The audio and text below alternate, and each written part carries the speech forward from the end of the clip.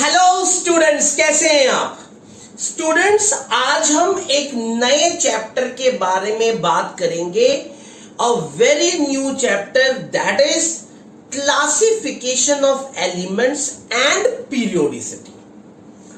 बेटा ये चैप्टर हमारे सिलेबस का बहुत इंपॉर्टेंट चैप्टर है, क्योंकि क्लास 11th के कम से कम 2 चैप्टर और क्लास 12 के कम से कम 3 चैप्टर इस पूरे चैप्टर के ऊपर बेस्ड है। तो इस चैप्टर को हल्के में लेने की जरूरत नहीं है। बहुत बेसिक चैप्टर है, ये बहुत इंपॉर्टेंट चैप्टर है, बहुत इन डेप्थ चैप्टर है, बहुत समझने वाला चैप्टर है। और मैं आपको बताऊं कि ये कहना बिल्कुल गलत नहीं होगा अगर मैं ये कहूं कि ये चैप्टर आपके सिलेबस का सबसे टिपिकल चैप्टर है। अगर मैं ये कहूं कि आपके सिलेबस का सबसे टिपिकल चैप्टर है ये, तो ये गलत नहीं होगा। It is one of the very typical chapter of our syllabus. कराने को कुछ भी नहीं है। कई बार टीचर लोग इस चैप्टर को स्कूल में 2 दिन में खत्म कर देते हैं। कई स्कूल तो मैंने सुना है 1 दिन में खत्म कर देते हैं। कई स्कूल इस चैप्टर को छोड़ ही देते हैं। लेकिन अगर कराना चाहे तो इस चैप्टर में इतना कुछ है कि टीचर करा करा के थक जाएगा, फिर भी ये चैप्टर खत्म नहीं होगा। तो इतना इंपॉर्टेंट चैप्टर है बेटे ये।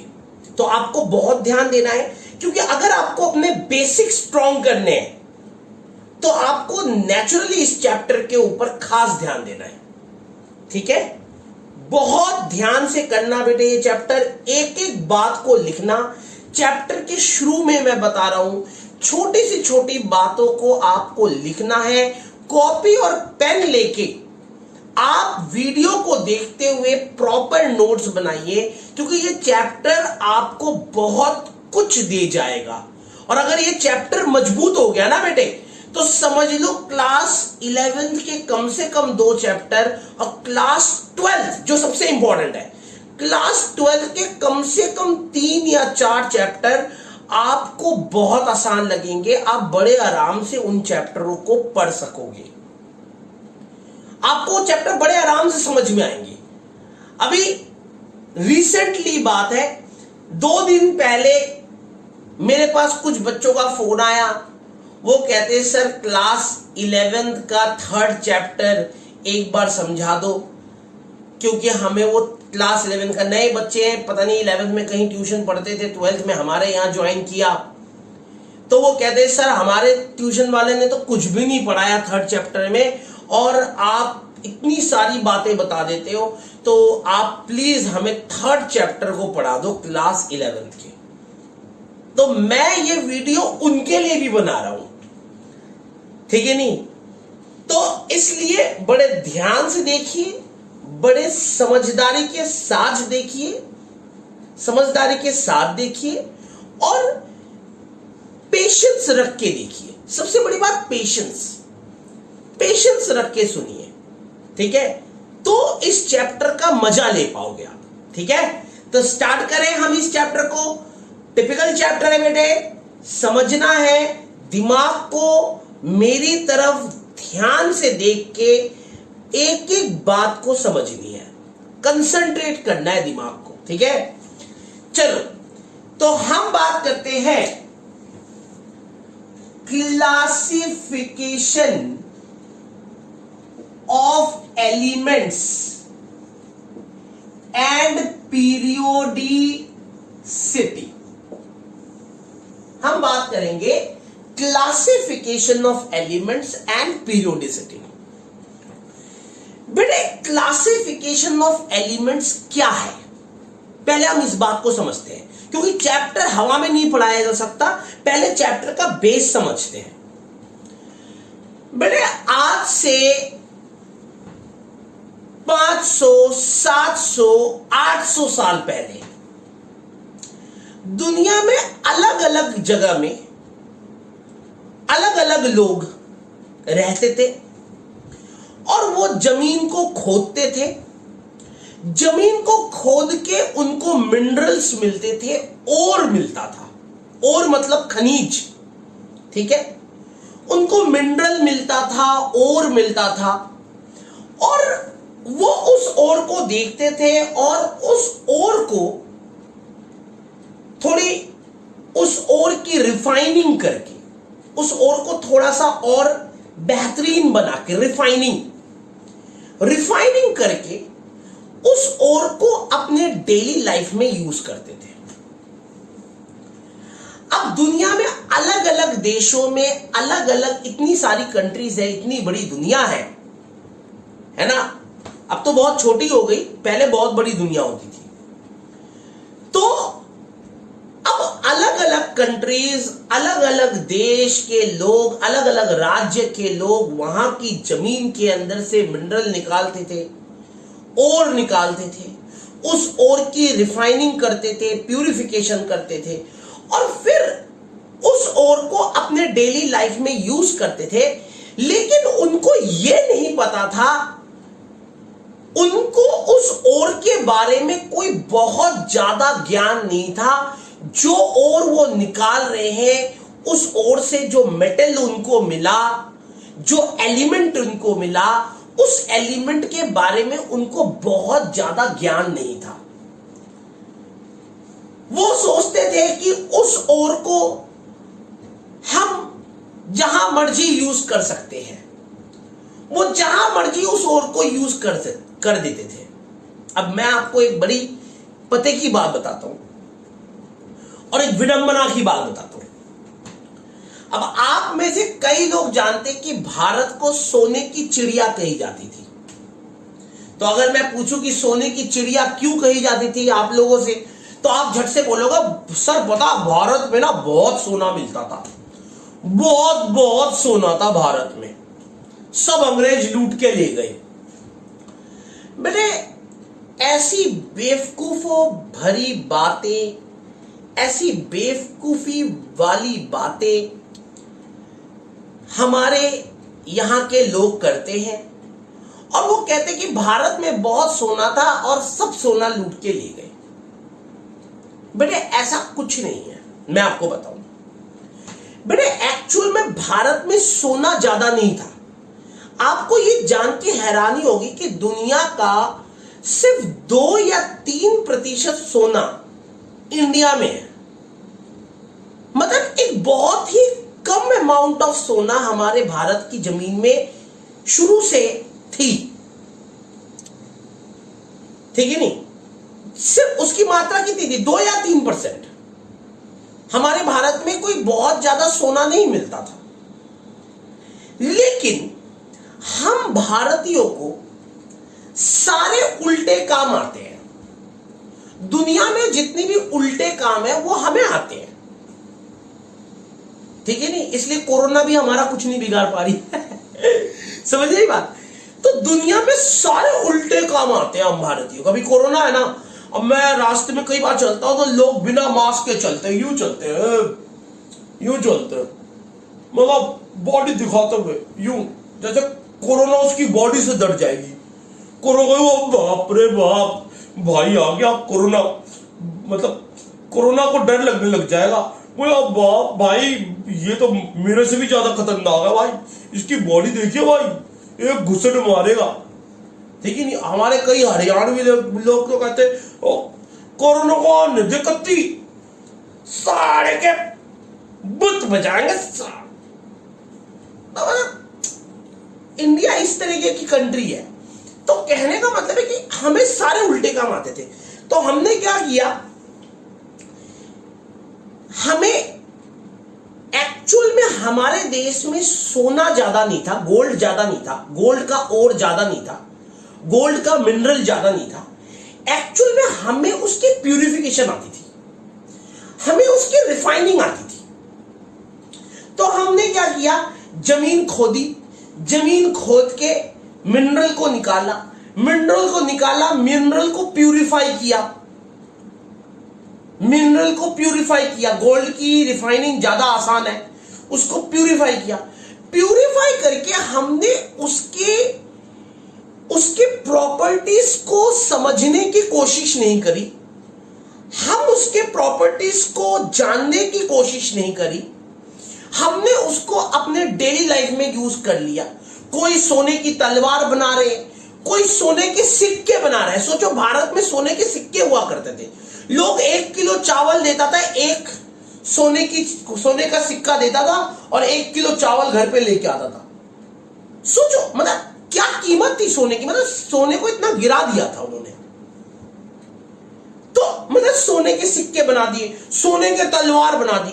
लोगों ने तो सोने के महल तक बना डाले, मकान बना डाले सोने के, ईंटों की जगह सोना लगवा दिया। Is not it ridiculous? विडंबना की बात है ना ये। तो कहने का मतलब है कि हम आज से 500, 700, 800 साल पहले हमें मेटल्स के बारे में, एलिमेंट्स के बारे में कोई बहुत ज्यादा ज्ञान नहीं था। उनकी फिजिकल एंड केमिकल प्रॉपर्टीज के बारे में कोई बहुत ज्यादा ज्ञान नहीं था। और जब हमें फिजिकल एंड केमिकल प्रॉपर्टीज के बारे में हमें ज्ञान नहीं था, तो हम उसे डेली लाइफ में प्रॉपर यूटिलाइज नहीं कर पा रहे थे। जिस देश में जो भी मेटल मिला, वो देश उस मेटल को निकालने लगा, और जहां मर्जी, जिस जगह में उस मेटल की जरूरत नहीं थी, उस जगह में भी उस मेटल का यूज कर लिया। समझ में आई बात? समझ में आई बात? तो जहां मर्जी यूज किया। कुछ हमारी इंडिया के कुछ राजाओं ने तो सोने के कच्चे तक बना लिए थे। तो हर एक मेटल का अपना, हर एक एलिमेंट का, हर एक मेटल का अपना एक पर्टिकुलर यूज है, क्योंकि उसकी एक अपनी आइडेंटिटी है, उसकी एक अपनी specific physical and chemical characteristics है।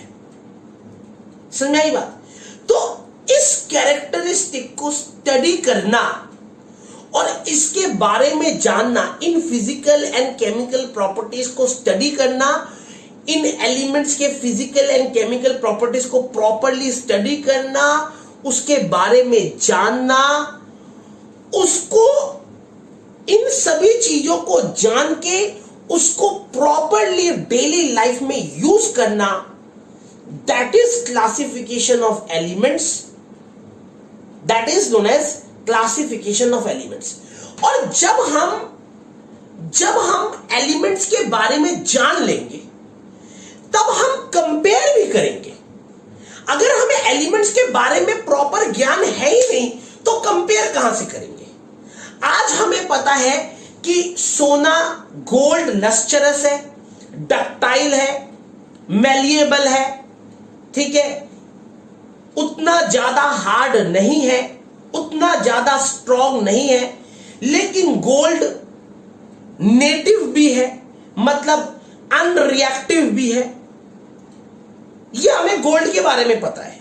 और हमें आयरन के बारे में पता है कि आयरन स्ट्रॉन्ग है, हार्ड है, ठीक है, स्ट्रॉन्ग है, हार्ड है। आयरन के अंदर रस्टिंग होती है, मतलब ये रिएक्टिव भी होता है आयरन, इसके अंदर रस्टिंग भी होती है। तो अब हम आयरन के बारे में भी ज्ञान है। तो जब दोनों मेटल को हमने कंपेयर किया, दोनों मेटल के बारे में जाना, उनके फिजिकल एंड केमिकल प्रॉपर्टीज के बारे में हमने जाना, और फिर हमने उन दोनों को कंपेयर किया, और कंपैरिजन करके मुझे पता लगा कि एक डक्टाइल है, मेलिएबल है, लस्चरस है, और दूसरा अनलस्चरस है बट स्ट्रॉन्ग है, हार्ड है। तब हमने इन दोनों को अलग अलग जगह में यूज किया। अब हम गोल्ड के मकान नहीं बनाते, गोल्ड के तलवारें नहीं बनाते, गोल्ड के सिक्के नहीं बनाते। अब हम गोल्ड के ऑर्नामेंट्स बनाते हैं, हम गोल्ड की झुमके बनाते हैं, गोल्ड की चेन बनाते हैं। और अब अगर हमें दरवाजे बनाने हैं, मकान बनाना है, तलवारें बनानी है, तो हम उसे लोहे का बनाते हैं। तो that is the main concept of classification of element. Classification of elements means to find out the physical and chemical properties of elements and to use it in a right way with respect to the comparable chemical and physical properties, and thus we compare the two elements or two or more elements and classify it। समझ आई बात? अंग्रेजी ज्यादा बोल दी, हिंदी में बोल देता हूं। क्लासिफिकेशन ऑफ एलिमेंट्स का मतलब है एलिमेंट्स को जानना, एलिमेंट्स को पहचानना, उसकी फिजिकल एंड केमिकल प्रॉपर्टीज को समझना और उनके बारे में जान के उनको सही तरीके से यूज करना। और फिर जब हम उनके बारे में जान लेते हैं तो हम उसको किसी दूसरे एलिमेंट के साथ कंपेयर भी कर पाते हैं, और जब कंपेयर करते हैं तो इस कंपैरिजन के तहत हम दो एलिमेंट्स को अलग अलग तरीके से क्लासिफाई करते हैं, दो एलिमेंट्स को अलग अलग तरीके से अरेंज करते हैं, और इस अरेंजमेंट को हम कहते हैं क्लासिफिकेशन ऑफ एलिमेंट्स। समझ आई बात? Is it clear to you?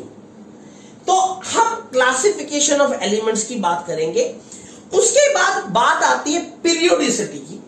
तो पीरियोडिसिटी एक तरीका है जिसके तहत हम एलिमेंट्स को क्लासिफाई करके एलिमेंट्स को प्रॉपरली अरेंज करें with respect to their physical and chemical properties, और कुछ इस तरीके से अरेंज करें कि same elements repeats within a particular interval, within a fixed interval. मतलब जो सेम एलिमेंट्स है वो एक तरफ हो जाए, जो अनसेम एलिमेंट्स है वो एक तरफ हो जाए, तो जितनी भी सेम एलिमेंट्स है वो एक ही जगह में इकट्ठे हो जाए। तो हम अरेंजमेंट एलिमेंट्स का कुछ इस तरीके से करें कि जो सेम एलिमेंट्स हैं वो हर एक पर्टिकुलर फिक्स्ड इंटरवल के बाद रिपीट हो। This is known as periodicity. इसे कहते हैं पीरियोडिसिटी। समझाई बात? अब मैं आपको बताऊं कि 1800 सेंचुरी में, 1800 सदी में हमारे दुनिया में सिर्फ 35 एलिमेंट्स थे जो डिस्कवर हुए थे। 35 एलिमेंट्स आर ओनली देयर। ठीक है? 1865 में 1865 जब 1865 तक हम पहुंचे तो हमारे पास नियरली 63 एलिमेंट्स थे। हमने 63 एलिमेंट्स को डिस्कवर कर लिया। ठीक है? और आज का वक्त जो है, आज हमने नियरली 126 एलिमेंट्स को डिस्कवर कर लिया, जिसमें से कुछ तो नेचुरल है, कुछ मैनमेड है, कुछ सेमी सिंथेटिक भी है। मतलब नेचुरल एंड मैनमेड का मिक्सचर भी है। तो जरूरी नहीं कि सारे एलिमेंट नेचुरल हो, कुछ एलिमेंट मैनमेड भी है। समझ आई बात? इंसान ने लेबोरेटरी का यूज करके कुछ एलिमेंट्स का डिस्कवर किया है, और ये जो शोध है, ये जो एक्सपेरिमेंट्स है, ये जो ऑब्जर्वेशन है, ये अभी जारी है बेटे। आने वाले टाइम में जब आपके इतने छोटे बच्चे पैदा हो, तो आप देखेंगे वो बच्चे जब पढ़ेंगे फिजिक्स केमिस्ट्री, इतने छोटे फिजिक्स केमिस्ट्री पढ़ेंगे, तो आप देखेंगे कि भाई उस वक्त तो हम 150, 155, 160 एलिमेंट्स के बारे में पढ़ रहे होंगे। उस वक्त 150, 160 एलिमेंट्स आ चुके होंगे तब तक। तो साइंस जैसे जैसे आगे बढ़ रही है, वैसे वैसे हम नए एलिमेंट्स का डिस्कवर भी करते जा रहे हैं। Is it clear to you? ये बात बिल्कुल क्लियर है, ठीक है। तो let we start with classification of elements and periodicity. तो इसमें हम सबसे पहले बात करेंगे that is law of triads. सबसे पहले हम बात करेंगे लॉ ऑफ ट्रायड्स। इसे कहते हैं डॉबर्नियर। डॉबर्नियर, ये मतलब ये अजीब सा नाम लगता है। जब भी मैं इस नाम को लिखता हूं ना तो मुझे लगता है डॉबरमैन कुत्ते का नाम है मतलब अजीब से नाम है। अंग्रेजों के कैसे नाम है यार, मैं तो बिल्कुल परेशान हूं इन साइंटिस्टों के नाम लेते हुए। चलो छोड़ो, हमें क्या लेना देना यार, अंग्रेज चले गए, हमें छोड़ के गए, है ना। तो लॉ ऑफ ट्रायड्स, हम बात करेंगे लॉ ऑफ ट्रायड्स के बारे में। सुनिएगा बेटा, सबसे पहले जो अरेंजमेंट ऑफ एलिमेंट आया वो लॉ ऑफ ट्रायड आया सबसे पहले। इस लॉ ने क्या किया, इस लॉ ने क्या कहा, उसे अच्छी तरह से सुनिएगा। इसने कहा कि जिन एलिमेंट्स का एटॉमिक मास सेम है, जिन एलिमेंट का, ध्यान से सुनना, जिन एलिमेंट का एटॉमिक मास सेम है उनको हम एक साथ रख सकते हैं। ठीक है, पहली बात क्या बोला, जिन एलिमेंट्स का एटॉमिक मास सेम है उनको हम एक साथ रख सकते हैं, उनके लगभग physical and chemical properties same है। जैसे कि मैं एक एग्जांपल देता हूं, आयरन, कोबाल्ट, निकल। ठीक है, अब आयरन का एटॉमिक मास है 55.85, ठीक है, कोबाल्ट का है 58.93 और निकल का है 58.71। तो नियरली इन तीनों का एटॉमिक मास लगभग सेम है, तो इन तीनों की प्रॉपर्टीज लगभग सेम है। ठीक है, ये पहली बात बोली लॉ ऑफ ट्रायड्स ने। तो एलिमेंट में यहां पे लिख देता हूं, element having same atomic masses can be kept together having same properties। ठीक है, ये पहली बात बोली। दूसरी बात इसने बहुत खास बोली और दूसरी बात बहुत समझने वाली है। उसने कहा कि आप दो एलिमेंट्स को लीजिए, उन दो एलिमेंट्स को आप उन दो एलिमेंट्स के एटॉमिक मासेस को ले लीजिए। दो एलिमेंट्स लीजिए आप और उन दो एलिमेंट्स के एटॉमिक मासेस को ले लीजिए। लेट मैंने लिया लिथियम एंड पोटेशियम। अब लिथियम का एटॉमिक मास है 7 एंड पोटेशियम का एटॉमिक मास है 39। ठीक है, उसने कहा आप दो एलिमेंट लीजिए और दो एलिमेंट का एटॉमिक मास ले लीजिए। तो जो बीच वाला एलिमेंट होगा, इन दो एलिमेंट के जो बीच वाला एलिमेंट होगा, जो बीच वाला एलिमेंट, उसका एटॉमिक मास इन दोनों का मीन मास होगा। इन दोनों का मीन मास मतलब इसका जो एटॉमिक मास होगा, ये इसका जो एटॉमिक मास होगा, इन दोनों का मीन मास होगा। मतलब 7 + 39 डिवाइड बाई 2, देखो कितना आ रहा है 23। समझाई बात, 7 + 39 डिवाइड बाई 2 नियरली 23। तो ये जो बीच वाला एलिमेंट है, इसका जो मास होगा वो 23 होगा। समझाई बात। और ये जो तीन एलिमेंट है, इनकी प्रॉपर्टीज नियरली सेम होगी। समझाई बात। तो ऑल जो सेकंड वाला पार्ट है वो ये कहता है always the middle element has the mean mass of first and third. समझ में आई बात? तो इसका एक और एग्जांपल लेता हूं। मान लो आपने लिया क्लोरीन, आपने लिया आयोडीन। अब क्लोरीन का एटॉमिक मास है 35, ठीक है, आयोडीन का एटॉमिक मास है 127। तो इन दोनों का मीन मास निकालो, 35 प्लस 127 डिवाइड बाई 2। कैलकुलेट करो जरा, कैलकुलेट करो कितना आ रहा है, कितना आ रहा है, कैलकुलेट करो। नियरली आ रहा है 80। कितना आ रहा है? 80। तो ये ब्रोमीन जो होगा, ये बीच वाला जो एलिमेंट है ये ब्रोमीन है, इसका एटॉमिक मास 80 है।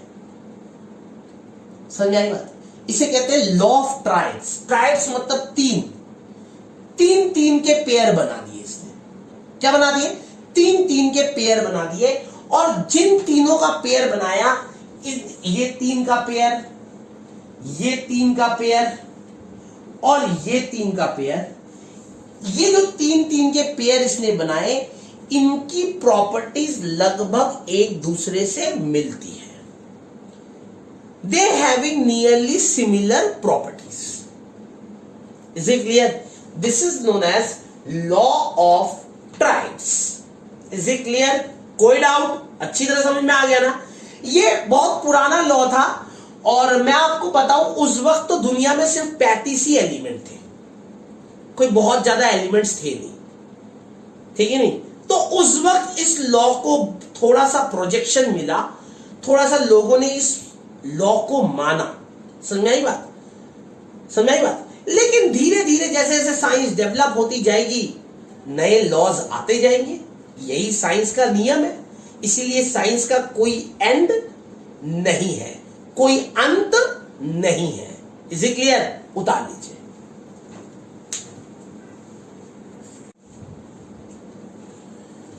बड़े अब हम बात करते हैं अगले लॉ के बारे में। जैसे जैसे टाइम आगे बढ़ा, नए लॉज आते गए भाई। अब हम अगले लॉज के बारे में आते हैं, that is Newland law of octaves. बेटे इस लॉ के बारे में मैं अगर बात करूं तो मैं आपको यहां पे एक बात बताना चाहता हूं कि इस लॉ को कोई खास प्रोत्साहन नहीं मिला। मतलब लोगों ने बल्कि इस लॉ का थोड़ा मजाक ही उड़ाया। उस वक्त जब ये लॉ दिया गया तो लोगों ने इस लॉ का थोड़ा मजाक उड़ाया, इसलिए कोई खास प्रोत्साहन नहीं मिला। ऑल्दो जब यह लॉ बना दिया गया, उसके काफी साल बाद जाके कुछ साइंटिस्टों की इस लॉ के ऊपर नजर पड़ी और फिर उन्होंने इस लॉ को प्रोजेक्ट किया और फिर लोगों ने यह माना कि कुछ हद तक ये जो साइंटिस्ट, ये जिस साइंटिस्ट ने ये लॉ दिया है, उसने कुछ हद तक सही भी बोला है। समझ आई बात? तो ये मतलब 10-15 साल बाद जाके कहीं जाके इस साइंटिस्ट को अवार्ड मिला और आज हम इस साइंटिस्ट की थ्योरी को पढ़ते हैं। ये बहुत बड़ी बात है ना? देखो, इसे कहते हैं लॉ ऑफ ऑक्टेव्स। इसने कहा, ध्यान से सुनना, जिस तरीके से एक गाने के अंदर 8 सुर होते हैं, सा रे गा मा पा दा नी सा, तो मतलब सा रे गा मा पा दा नी और सा, मतलब पहला भी सा और 8वां भी सा, है ना भाई? देखो, सा रे गा मा पा दा नी और फिर दोबारा सा। तो पहला, दूसरा, तीसरा, चौथा, पांचवा, छठा, सातवां और ये आठवां। तो पहला और आठवां एलिमेंट हमेशा सेम होगा। पहले और आठवें एलिमेंट के कैरेक्टरिस्टिक्स लगभग सेम होंगे। समझ आई बात? जिस तरीके से एक गाने में आठ नोट्स होते हैं, उसी तरीके से एलिमेंट्स भी चलते हैं। और एलिमेंट्स के अंदर भी यह खासियत होती है कि पहला और आठवां एलिमेंट लगभग सेम होता है। समझ आई बात? उनके लगभग सेम कैरेक्टरिस्टिक्स होते हैं। समझ आई बात? मैं आपको बताऊं, ये जो न्यूलैंड लॉ था, ये फॉर लाइटर एलिमेंट्स था। For lighter elements, it is only for lighter elements up to atomic mass 40। ये अप टू एटॉमिक मास 40 तक था। तो it is only for lighter elements, it is not for heavy elements. कुछ ही elements के बारे में ये लॉ सही सिद्ध हुआ, कुछ ही एलिमेंट्स के अंदर इस लॉ को देखा गया। ठीक है, जैसे कि मैं एक एग्जांपल दे रहा हूं, मैं एग्जांपल पूरा दे रहा हूं आपको कि इनमें कौन कौन से एलिमेंट्स हैं जिसने इस लॉ को फॉलो किया। ठीक है, ध्यान से देखना। लिथियम से स्टार्ट हुआ, सा, लिथियम इज सा। ठीक है, बिल्कुल नीचे कर रहा हूं, लिथियम सा। उसके बाद बेरिलियम, ठीक है, रे। ठीक है, उस बेरिलियम के बाद, ये जो बेरिलियम है, इसके जस्ट बाद आपका बोरॉन। ठीक है, उसके बाद कार्बन। ठीक है, उसके बाद आपका नाइट्रोजन, उसके बाद ऑक्सीजन, नाइट्रोजन ऑक्सीजन, और उसके बाद आपका फ्लोरीन। ठीक है, सा रे गा मा पा दा नी और फिर सा। तो यहां आ गया Na। तो पहला और आठवां एलिमेंट लगभग बराबर, लिथियम और सोडियम लगभग बराबर है। ठीक है, और ये जो अरेंजमेंट की गई ना, आप बोलोगे सर लिथियम के बाद बेरिलियम ही कैसे आया, बेरिलियम के बाद बोरोन ही कैसे क्यों आया? तो बेटे ये एटॉमिक मासेस के रेस्पेक्ट में की गई। This law arrange them with respect to atomic masses, atomic weights कह सकते हो। ठीक है नहीं? अब आगे चलो, सोडियम, सोडियम के बाद मैग्नीशियम, मैग्नीशियम के बाद एल्यूमिनियम। ठीक है, उसके बाद Si, उसके बाद P, उसके बाद सल्फर, उसके बाद क्लोरीन। यानी फ्लोरीन और क्लोरीन बराबर, सेम प्रॉपर्टी, फ्लोरीन और क्लोरीन की सेम प्रॉपर्टी, ऑक्सीजन और सल्फर की सेम प्रॉपर्टी, नाइट्रोजन और फास्फोरस की same property, carbon and silicon की same property, boron and aluminium की same property, beryllium and magnesium की same property, lithium and sodium की सेम प्रॉपर्टी। ठीक है, अब क्लोरीन के जस्ट बाद दोबारा की, and then Ca, atomic number 40, atomic mass 40। यही तक ये लॉ सही था, उसके बाद आगे ये लॉ नहीं चल पाया, टिक नहीं पाया। So this law is applicable for lighter elements, लेकिन कुछ हद तक एलिमेंट्स को अरेंज कर पाया, कुछ हद तक एलिमेंट्स का क्लासिफिकेशन कर पाया। सिमिलर एलिमेंट्स कम टुगेदर, है ना, similar elements come together and dissimilar elements go apart. ठीक है नहीं, similar elements come together and dissimilar element go apart. तो कुछ हद तक तो क्लासिफिकेशन हुई ना, पक्का है ना।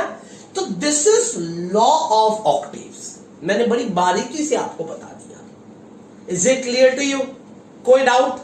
उतार लीजिए। फिर हम बात करेंगे सबसे बेहतरीन law, Mendeleev. Is it clear? उतार लीजिए।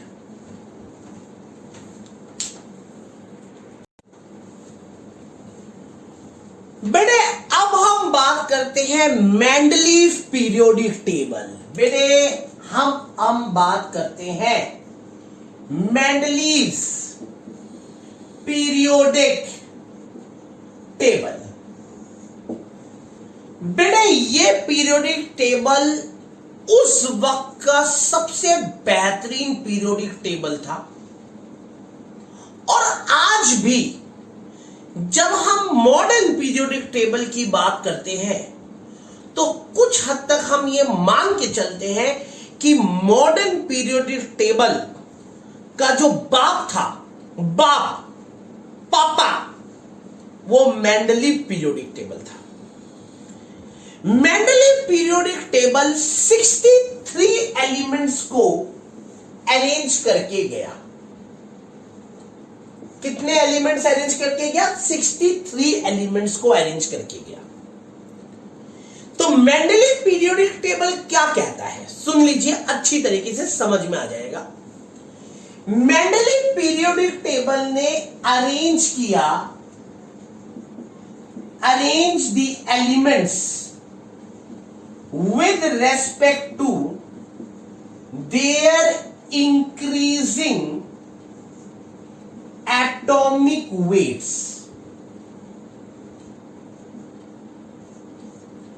उसने एलिमेंट्स को अरेंज किया विद इंक्रीजिंग एटॉमिक वेट्स। मतलब कहने का मतलब है कि उसने क्या किया, law of triads and law of octaves, इन चीजों को थोड़ा सही तरीके से स्टडी किया, और फिर उसने एटॉमिक वेट्स को सही तरीके से स्टडी करके, एटॉमिक वेट्स को सही प्रॉपर तरीके से स्टडी करके पहचान की, ठीक है, क्योंकि तब तक बहुत सारे एलिमेंट्स के एटॉमिक वेट भी आ चुके थे हमारे पास। तो सभी एलिमेंट के एटॉमिक वेट को स्टडी करके इंक्रीजिंग एटॉमिक वेट के रेस्पेक्ट में एलिमेंट्स को अरेंज किया, और उसके रेस्पेक्ट में अपना पीरियोडिक टेबल दिया। तो 63 एलिमेंट्स को अरेंज कर दिया। समझ आई बात? 63 एलिमेंट्स को अरेंज कर दिया। तो with respect to increasing atomic weight. Is it clear? बेटे हम मेंडलीव पीरियोडिक टेबल को क्यों कह रहे हैं कि ये मॉडर्न पीरियोडिक टेबल का बाप था, क्यों कह रहे हैं? तो हम समझते हैं that is main points of Mendeleev periodic table. बेटे सबसे पहली बात, जब ये एटॉमिक वेट के रेस्पेक्ट में एलिमेंट्स को अरेंज किया इसने, जैसे इसने एटॉमिक वेट के रेस्पेक्ट में एलिमेंट्स को अरेंज किया, तो क्या हुआ कि similar elements comes together and dissimilar elements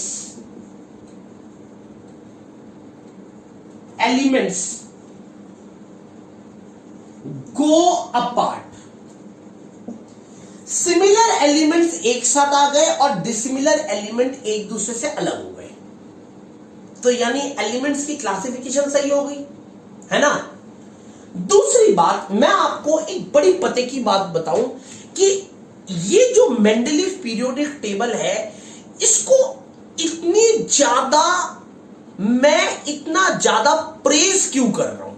आपके दिमाग में आ रहा है सर यार आप कैसी बात कर रहे हो, आज तो हम मॉडर्न पीरियोडिक टेबल की बात कर रहे हैं और आप मेंडलीव पीरियोडिक टेबल के गुणगान करने में लगे हुए हो। क्या मतलब है सर, आप इस मेंडलीव पीरियोडिक टेबल की इतनी गुणगान क्यों कर रहे हो? बेटे इसी ने, यही एकमात्र ऐसा पीरियोडिक टेबल था जिसने नए एलिमेंट्स को प्रिडिक्ट किया। तो prediction of new elements, prediction of new elements,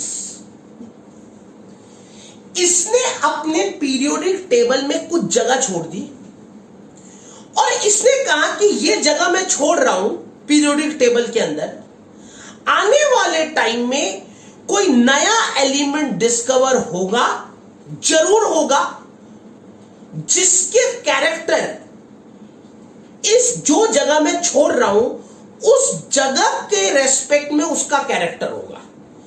मतलब आने वाले टाइम में मैं ये जगह मैं छोड़ रहा हूं पीरियोडिक टेबल में, आने वाले टाइम में एक ऐसा एलिमेंट आएगा जिसका एटॉमिक मास ये होगा। उसने एटॉमिक मास के बारे में भी बता के गया कि उसका एटॉमिक मास ये होगा और उसका कैरेक्टर कुछ ऐसा होगा। प्रिडिक्शन मतलब आप खुद सोचो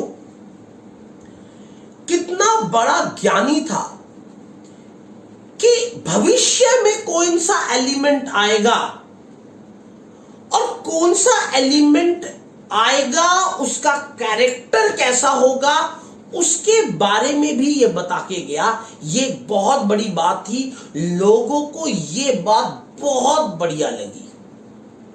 समझ में आई बात? आई बात आपको समझ में? मतलब आप खुद सोचो ना कि मैं आपके भविष्य के बारे में बता दूं,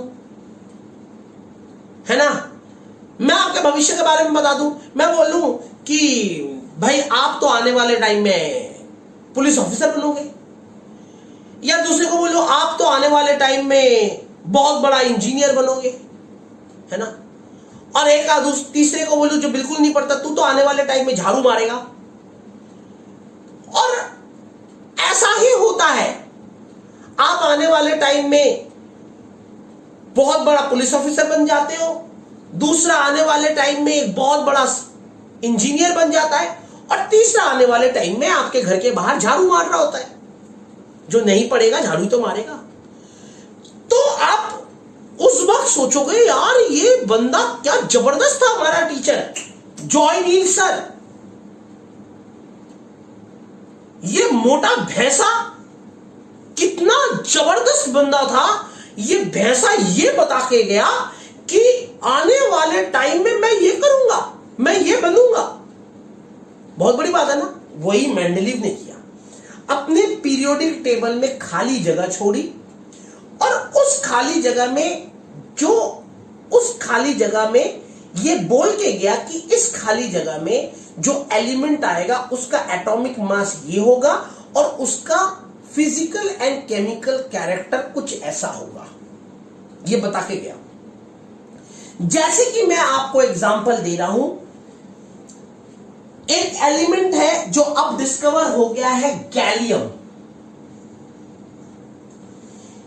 ठीक है, गैलियम, इसके बारे में वो पहले ही बता के गया था और इसका नाम उस वक्त उसने क्या दिया था, इक्का एल्यूमिनियम।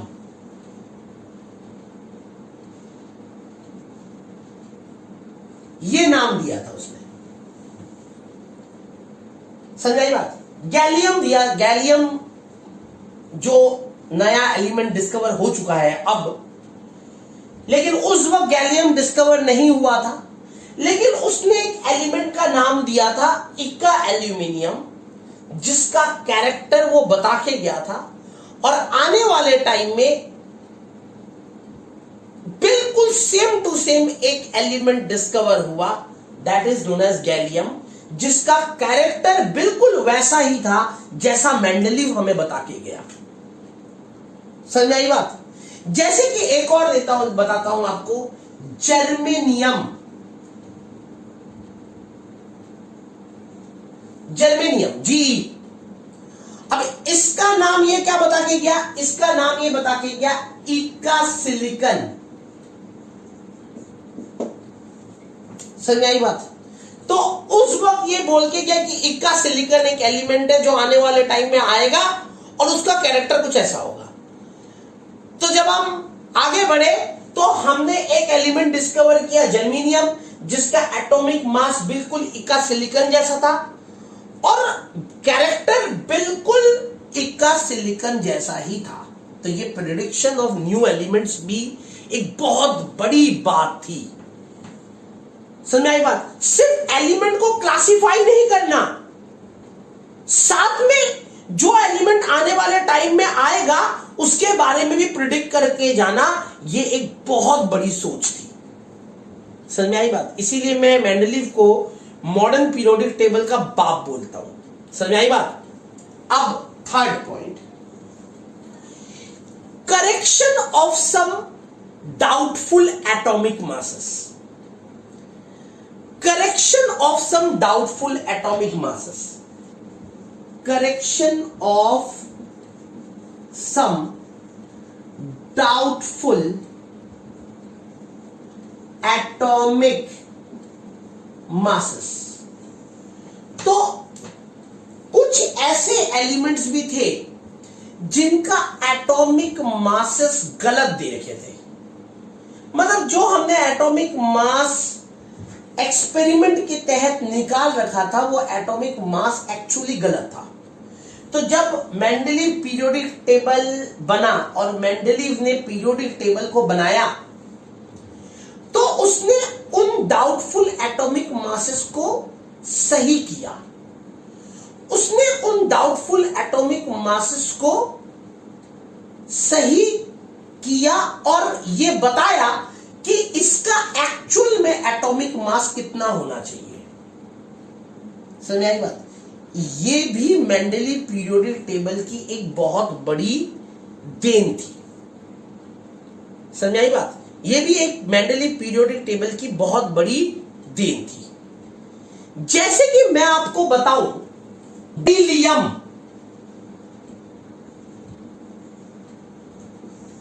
बीई, ये जो बेरिलियम है इसका एटॉमिक वेट डाउटफुल था, है ना?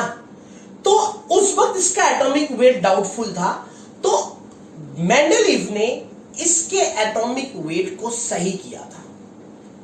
इसका एक्यूरेट एक्चुअल एटॉमिक वेट के बारे में मेंडलीव ने ही बताया था। Is it clear? तो this is the main points of Mendeleev periodic table. Is it clear? तो इसको उतारिए, फिर हम drawbacks of Mendeleev periodic table के बारे में बात करेंगे। ठीक है, इसको पहले उतार लीजिए। ठीक है,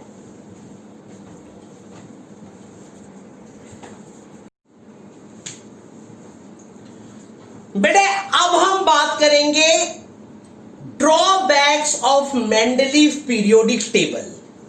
तो अब हम बात करेंगे drawbacks of Mendeleev periodic table. बेटे पहला ड्रॉबैक अच्छी तरीके से सुनिएगा। पहला ड्रॉबैक, सबसे पहले मेंडलीव पीरियोडिक टेबल हाइड्रोजन के पोजीशन के बारे में नहीं बता पाया। अब क्यों नहीं बता पाया, है ना? सवाल क्यों, है ना? क्यों आ रहा है ना? हाँ, देखो हाइड्रोजन होता है 1s1। ये हाइड्रोजन 1s1 एक इलेक्ट्रॉन लेगा और H नेगेटिव बनाएगा और 1s2 बना देगा तो भी स्टेबल हो जाएगा। और यही हाइड्रोजन 1s1 एक इलेक्ट्रॉन दे देगा और 1s0 बना देगा तो भी स्टेबल हो जाएगा। कहने का मतलब है ये इलेक्ट्रॉन ले भी सकता है, ये इलेक्ट्रॉन दे भी सकता है। बड़ी दुविधा का विषय है, बड़ी दुविधा का विषय है कि भाई हाइड्रोजन इलेक्ट्रॉन दे भी सकता है, इलेक्ट्रॉन ले भी सकता है, तो हाइड्रोजन को कहां रखें? क्या हाइड्रोजन को एक इलेक्ट्रॉन हाइड्रोजन दे रहा है तो ये एल्केली की तरह बिहेव कर रहा है, तो बिहेव्स एज एल्केली मेटल। और एक इलेक्ट्रॉन हाइड्रोजन ले रहा है, बिहेव्स एज हैलोजेंस। तो हाइड्रोजन हैलोजन की तरह बिहेव करेगा या हाइड्रोजन एल्केली मेटल की तरह बिहेव करेगा, सवाल यही है। तो कहां रखें हाइड्रोजन को, एल्केली वालों के साथ रखें या हैलोजन के साथ रखें, है ना भाई। अब मैं ऐसा क्यों कह रहा हूं, देखो हैलोजन क्लोरीन की खास बात होती है कि क्लोरीन एक इलेक्ट्रॉन लेता है और Cl नेगेटिव बनाता है, ठीक है। ये होता है, ये है हैलोजन, ठीक है। तो क्लोरीन की कॉन्फ़िगरेशन होती है 1s2 2s2 2p6 3s2 3p5। तो अगर ये एक इलेक्ट्रॉन लेगा तो Cl नेगेटिव बना देगा 1s2 2s2 2p6 3s2 3p6 बना देगा, स्टेबल हो जाएगा। तो क्लोरीन एक इलेक्ट्रॉन लेता है और Cl नेगेटिव बनाता है, हाइड्रोजन भी एक इलेक्ट्रॉन ले रहा है, H नेगेटिव बना रहा है, स्टेबल हो रहा है। तो क्या यह हाइड्रोजन हैलोजन जैसा है, सवाल यह है। क्या यह हाइड्रोजन हैलोजन जैसा है, सवाल यह है। अगर मैं एल्केली मेटल की बात करूं, मान लो सोडियम की बात करता हूं, सोडियम का कॉन्फ़िगरेशन है 1s2 2s2 2p6 3s1। अब एल्केली मेटल क्या होता है, अपने में से एक इलेक्ट्रॉन दे देता है और बना देता है 1s2 2s2 2p6, है ना, स्टेबल हो गया, ये स्टेबल हो गया, एक इलेक्ट्रॉन दे के स्टेबल हो गया। तो हाइड्रोजन एक इलेक्ट्रॉन दे भी सकता है, दे के स्टेबल हो सकता है। तो क्या ये एल्केली मेटल जैसा है, हमारे पास इसका जवाब नहीं है कि हाइड्रोजन किसकी तरह है, हैलोजन की तरह है या एल्केली मेटल की तरह है। और आज भी इसका जवाब हमारे पास नहीं है। आज भी 2020 कोरोना ईयर में भी हमारे पास इसका जवाब नहीं है। यह भी कोरोना की तरह है जिसकी दवाई नहीं मिल रही। तो हाइड्रोजन के इस सवाल का जवाब कि हाइड्रोजन किसकी तरह है, एल्केली मेटल की तरह है या हैलोजन की तरह है, इसका भी जवाब हमें नहीं मिल रहा। तो यह पीरियोडिक टेबल के लिए एक सबसे बड़ा ड्रॉबैक था कि पीरियोडिक टेबल हाइड्रोजन के पोजीशन को डिस्क्राइब नहीं कर पाया। It can not able to describe the position of hydrogen. It can not able to describe the position of hydrogen. ये पहली बात है, पहला ड्रॉबैक। दूसरा ड्रॉबैक अच्छी तरह समझना। हुआ क्या, जब मेंडलीव ने पीरियोडिक टेबल को बनाया तो कई जगह यह देखने को मिला कि कुछ सिमिलर एलिमेंट्स एक दूसरे से अलग हो गए और कुछ डिसिमिलर एलिमेंट्स एक दूसरे के नजदीक आ गए। कुछ सिमिलर एलिमेंट एक दूसरे से अलग हो गए और कुछ डिसिमिलर एलिमेंट एक दूसरे के नजदीक आ गए, एक दूसरे के साथ रख दिया। अब कुछ जगह में ये देखने को मिला। अब इसका जवाब भी मेंडलीव के पास नहीं था। जैसे कि मैं आपको एग्जांपल दूं, सोडियम, लिथियम, पोटेशियम, ये एल्केली मेटल है, ये एल्केली मेटल है, ठीक है। और कुछ मेटल ऐसे हैं जो एल्केली मेटल की तरह है ही नहीं। कुछ मेटल ऐसे हैं जो एल्केली मेटल की तरह है ही नहीं, जैसे कि कॉपर, ठीक है, मैग्नीशियम, ठीक है, ये एल्केली मेटल की तरह है ही नहीं, लेकिन इनको एल्केली मेटल के साथ रखा गया। गोल्ड, गोल्ड, सिल्वर, इनको इनके साथ रखा गया, इनके साथ रखा गया, ठीक है नहीं, जो एल्कली मेटल जैसे है ही नहीं। समझ आई बात? जो एल्कली मेटल जैसे है ही नहीं, ठीक है नहीं। तो dissimilar elements are kept together. Dissimilar element एक दूसरे के साथ रखे गए और इसका जवाब मेंडलीव पीरियोडिक टेबल नहीं दे पाया। Is it clear? उतार लीजिए।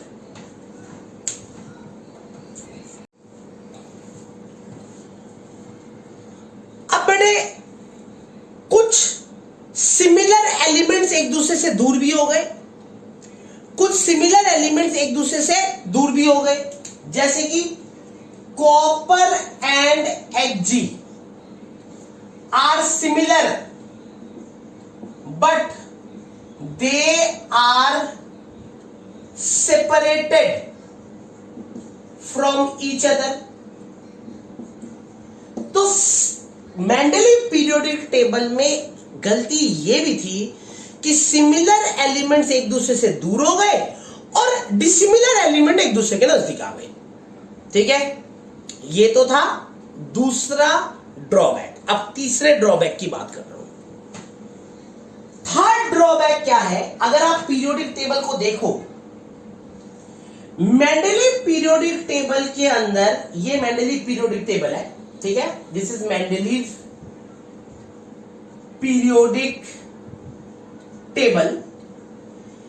इससे हटके एक अलग डब्बा बनाया गया, एक अलग डब्बा बनाया गया और इन्हें नाम दिया लैंथेनॉइड्स एंड एक्टेनॉइड्स। और इन एलिमेंट्स को इस डब्बे से अलग रखा गया। ये जो एलिमेंट्स हैं, ये इसके अंदर कुछ एलिमेंट्स हैं, इसके अंदर भी कुछ एलिमेंट्स हैं, ऐसे कुछ एलिमेंट्स हैं, इसके अंदर भी कुछ एलिमेंट्स हैं, इसके अंदर भी कुछ एलिमेंट्स हैं। ये जो एलिमेंट्स हैं, इनको इस डब्बे के अंदर नहीं रखा गया, इनको अलग रखा गया। अब सवाल है कि ये जो एलिमेंट्स हैं, इनको मेंडलीव पीरियोडिक टेबल में क्यों नहीं रखा गया? सवाल ये भी उठा कि ये जो एलिमेंट्स हैं, इनको मेंडलीव पीरियोडिक टेबल में क्यों नहीं रखा गया? ये लैंथेनॉइड और एक्टेनॉइड्स, लैंथेनॉइड्स एंड एक्टेनॉइड्स, इनको मेंडलीव पीरियोडिक टेबल में क्यों नहीं रखा गया? इसका जवाब भी मेंडलीव पीरियोडिक टेबल नहीं दे पाया। And these are the three drawbacks of Mendeleev periodic table. ये तीन मेन ड्रॉबैक थे मेंडलीव पीरियोडिक टेबल के। समझ में आई बात? अच्छी तरह समझ में आ गया? तो आज के लिए इतना करते हैं। नेक्स्ट क्लास में हम बात करेंगे मॉडर्न पीरियोडिक टेबल के बारे में और मॉडर्न पीरियोडिक टेबल को समझने की कोशिश करेंगे, ठीक है। ये चैप्टर और चैप्टर नंबर 4 के कई सारे टॉपिक आपस में मिलते जुलते हैं, इसलिए अगर इस चैप्टर को अच्छी तरीके से कर लोगे तो काफी हद तक चैप्टर नंबर 4 भी कवर हो जाएगा। समझ में आई बात?